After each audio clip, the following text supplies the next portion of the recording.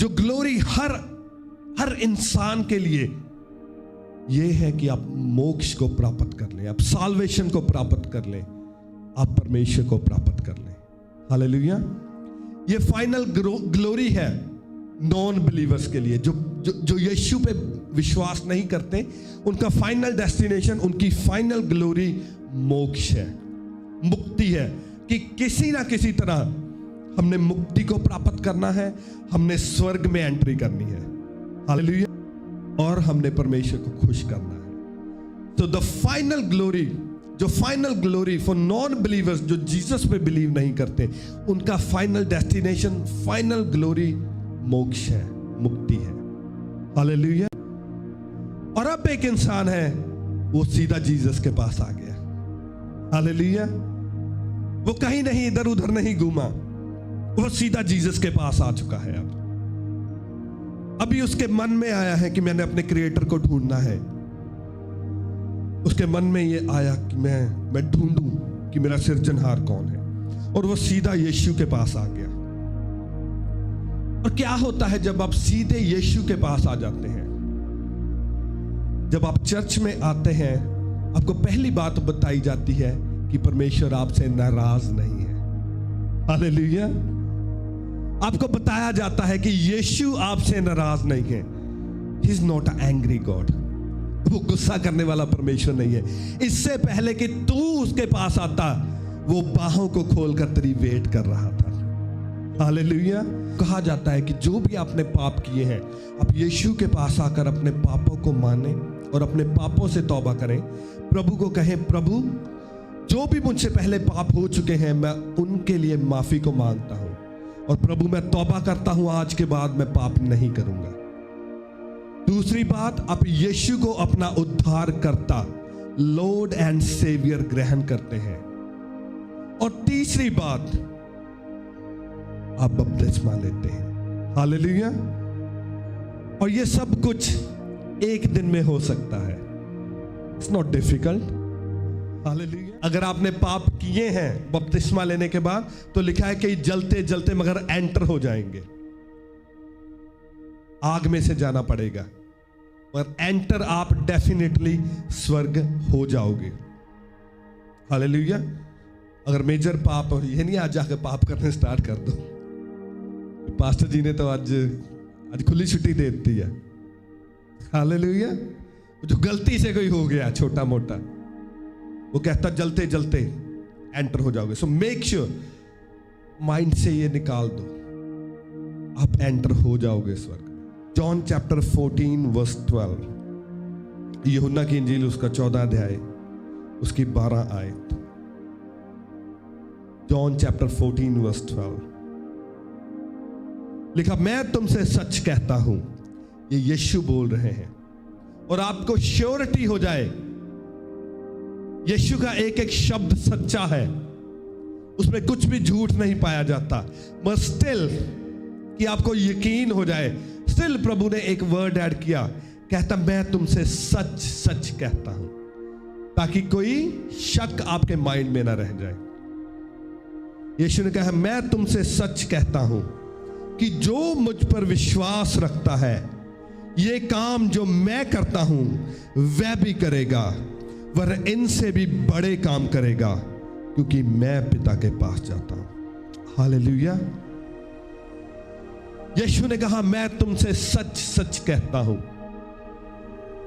कि जो काम मैं करता हूं, कहता वो तुम भी करोगे।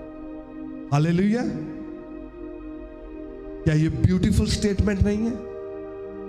That is a beautiful statement. और उसने ये नहीं कहा कि पास्टर ये काम करेगा। हालेलुया। उसने ये नहीं कहा कि अगर आप हाईएस्ट लेवल पे चले जाओ, आपके ऊपर एपोस्टोलिक अनॉइंटिंग है या प्रोफेटिक अनॉइंटिंग है, तुम ये काम करोगे। उसने ये नहीं कहा। क्या कहा? कि जो मुझ पर विश्वास रखता है वो ये काम को करेगा। That is a beautiful statement. जितनी ग्रेस यीशु कैरी करते थे, एक ह्यूमन वो ग्रेस नहीं कैरी कर सकता। जितनी अनॉइंटिंग यीशु कैरी करते थे, कोई इंसान वो अनॉइंटिंग नहीं कैरी कर सकता। जो स्वर्ग के रेवलेशन जीसस को पता थे, कभी भी किसी इंसान पर इतने रेवलेशन नहीं आ सकते। हालेलुया। तो क्यों यीशु ने कहा कि जो कार्य मैं करता हूं तुम उससे बढ़कर करोगे? क्योंकि वो रेवलेशन, वो ग्रेस, वो मसा, वो अनॉइंटिंग जो यीशु पर थी, वो तो हम पर नहीं हो सकती। वो प्रीचिंग जो जीसस करते थे, वो एक इंसान नहीं वैसी प्रीचिंग कर सकता। हालेलुया। तो यीशु ने कहा कि वो मिरेकल्स मैं तुम्हें बढ़ाकर दूंगा। जो मिरेकल्स मैंने किए हैं तुम उससे भी ज्यादा मिरेकल करोगे। जो हीलिंग मैंने की है तुम उससे भी ज्यादा हीलिंग करोगे। जो डिलीवरेंस मैंने की है तुम उससे भी बढ़कर डिलीवरेंस करोगे। क्यों? ताकि वो गैप फिल हो जाए।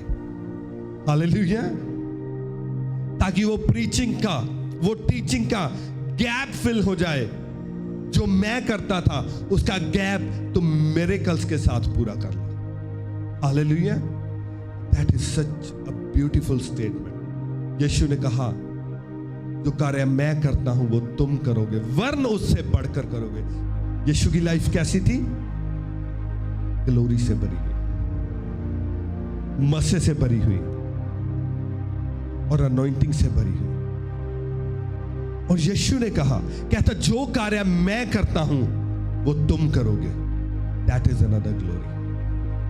यीशु की लाइफ ग्लोरियस लाइफ थी। वो कहता तुम ग्लोरी से ग्लोरी तक जाओगे, तुम अंश अंश बढ़ते चले जाओगे, तुम यीशु की पहचान में बढ़ते चले जाओगे। हालेलुया। आपको पता, जब हम प्रार्थना में बढ़ते हैं, जो लोग ज्यादा प्रार्थना करते हैं उनको पता है,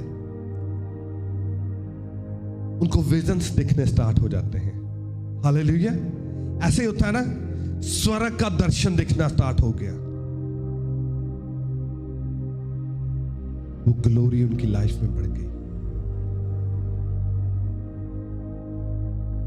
कई बार क्या होता है, परमेश्वर के दास आपके स्वप्न में आते हैं और वो आपको कुछ दे के जाते हैं। हालेलुया।